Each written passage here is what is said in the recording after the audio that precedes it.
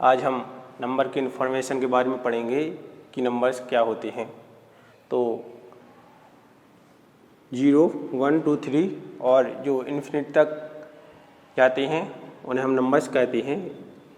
और कुछ numbers negative होते हैं और कुछ पॉजिटिव होते हैं। तो इनमें हम सबसे पहले जो नंबर पढ़ेंगे वो है नेचुरल नंबर। इसको हम प्राकृतिक संख्या भी कहते हैं। इसकी डेफिनेशन होती है natural which start from 1 are known as natural number.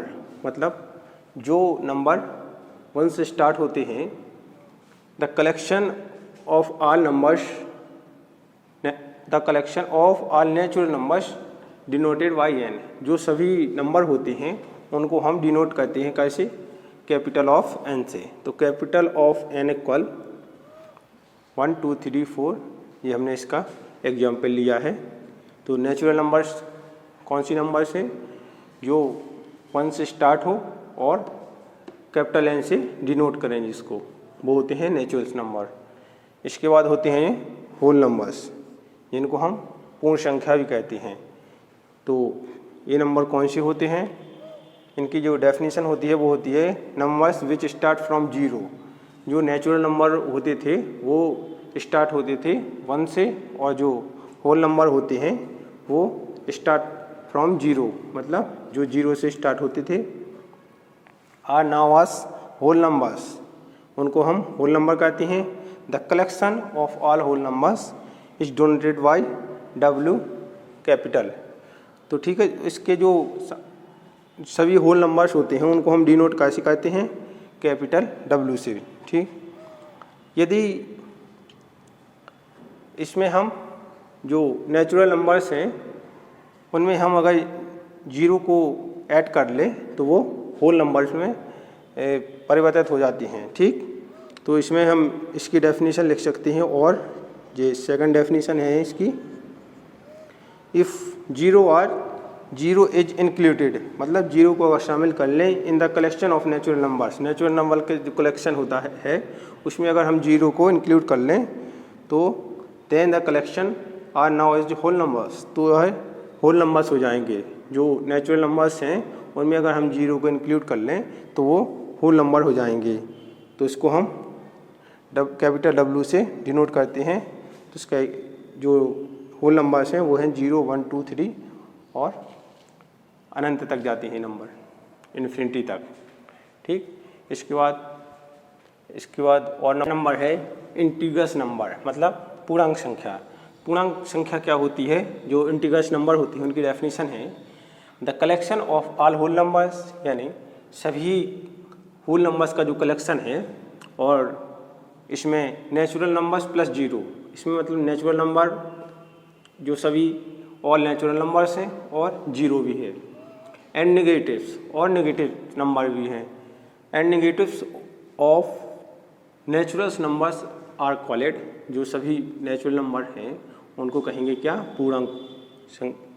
पूर्णांक संख्या या इंटीग्रस नंबर्स। ठीक, तो इसको हम कैपिटल Z से डिनोट करते हैं।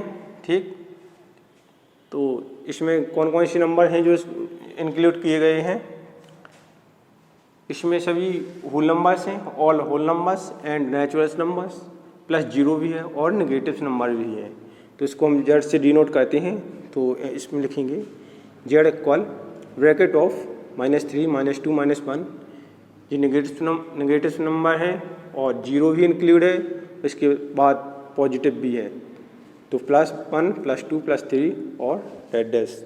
मतलब इंटीग्रस नंबर जो होते हैं उनमें ऑल नंबर्स को इंक्लूड किया जाता है। ठीक, इसी प्रकार इसमें इवन नंबर्स, जिसको हम सम संख्या कहते हैं, तो इवन नंबर जो होते हैं वो डिवाइडेड बाय 2 होते हैं। ठीक, तो इसकी डेफिनेशन जो है वो है even number is a numbers that can be divided into 2, मतलब जिसमें 2 का पूर्णतः भाग जाए।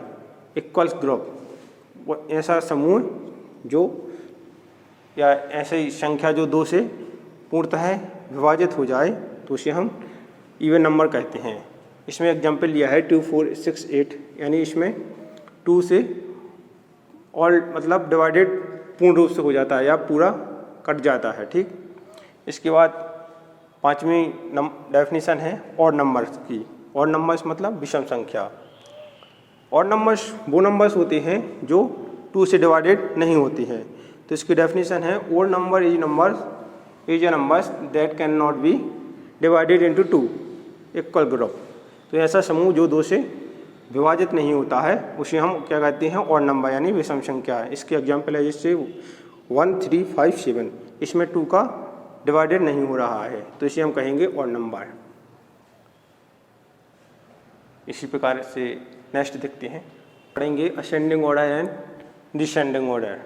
इसको हिंदी में हम आरोही क्रम और अवरोही क्रम कहते हैं। ठीक, तो इसमें पहला है असेंडिंग ऑर्डर। ठीक, असेंडिंग ऑर्डर क्या होता है, तो इसकी डेफिनेशन है arranging numbers from the smallest to the greatest. मतलब इसको अरेंज करना है किस प्रकार से, स्मॉल टू ग्रेटेस्ट, मतलब छोटे से बड़ी। ठीक, तो हम इसको लिखेंगे जैसे 2, 3, 7, 9, मतलब स्मॉल से ग्रेटेस्ट मतलब छोटे से बड़े की ओर जाना है। जैसे कि हम क्वेश्चन को जब सॉल्व करेंगे तो उसमें लिखेंगे, इसको इस प्रकार से लिखा जाता है जैसे 2 से ग्रेटेस्ट है 3, फिर इसके बाद 7, फिर इसका जो साइन होता है इस प्रकार से हम इसको लिखते जाते हैं। ठीक, तो असेंडिंग जो ऑर्डर होता है वो होता है स्मॉल से ग्रेटेस्ट की ओर, मतलब छोटे से बड़े की ओर। तो हम इसको इस प्रकार से लिख सकते हैं।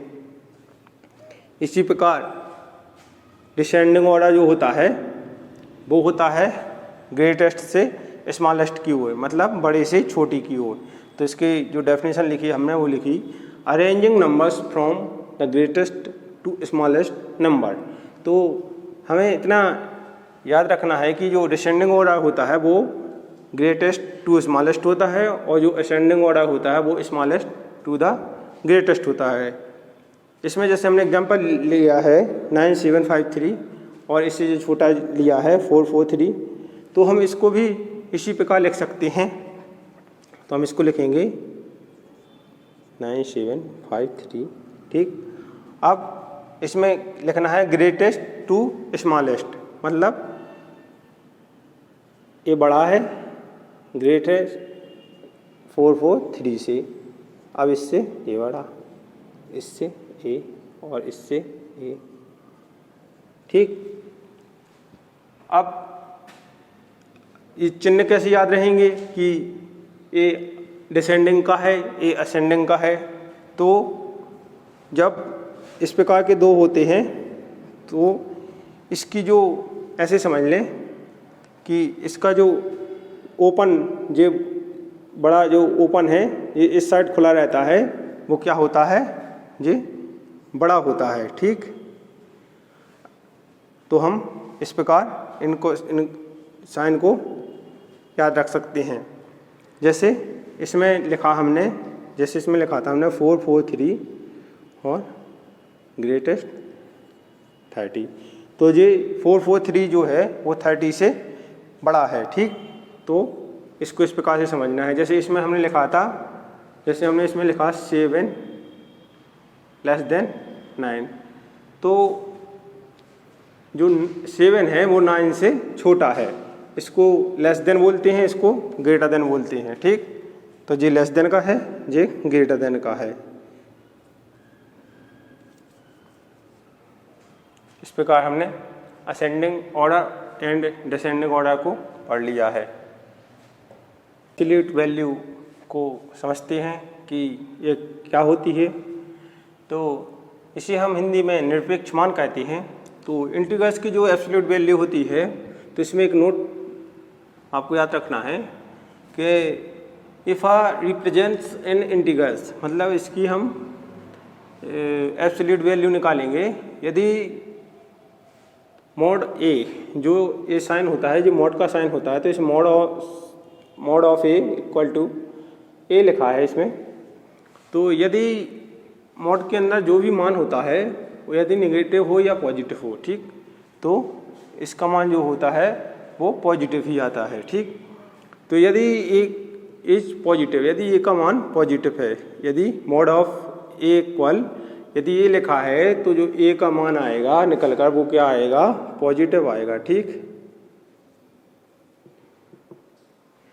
और यदि ए का मान नेगेटिव है, जैसे मॉड माइनस ए इक्वल, तो इसका मान क्या निकल कर आएगा, तो इसका मान भी प्लस ए निकल कर आएगा, चाहे इसका मान मॉड के अंदर का मान पॉजिटिव हो या नेगेटिव हो, ठीक।